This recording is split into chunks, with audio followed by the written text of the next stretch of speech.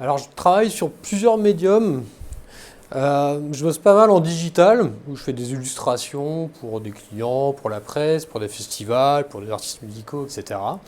Et à côté, je fais de la peinture, comme on peut voir derrière, du dessin, voilà, j'essaye d'expérimenter, de tester plein d'outils différents et variés, et essayer de faire ma petite cuisine avec. Je suis inspiré par pas mal de choses au final, par la culture populaire, par les mouvements artistiques emblématiques, par le cubisme, l'art brut, l'illustration, une sorte de mixture de pas mal d'influences qui viennent se télescoper. Voilà, j'essaie d'en faire ressortir quelque chose d'assez personnel. Parfois j'essaye d'y rajouter des collages pour intégrer des éléments en fait de typographie, histoire de casser un petit peu le côté un peu trop brut. Tout d'un coup, tu as une espèce de phase un peu graphique à l'intérieur de la composition.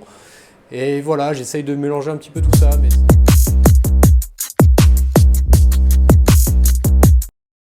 Moi j'ai vu ça comme une sorte de support brut, donc je me suis dit, on va y aller de manière brute aussi.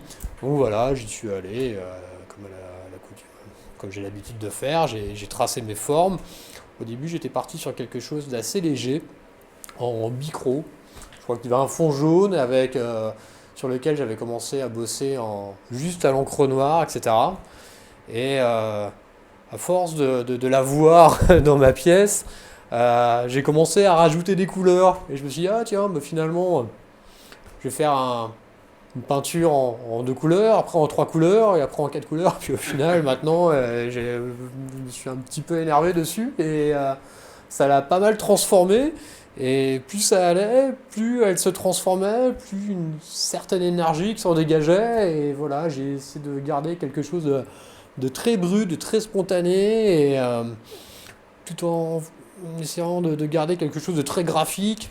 J'ai commencé à la graver à un moment donné aussi avec un cutter pour faire des espèces de petites traces qui permettaient de rajouter une sorte de vibration à l'intérieur de la composition. Mais voilà, c'était très spontané et très amusant.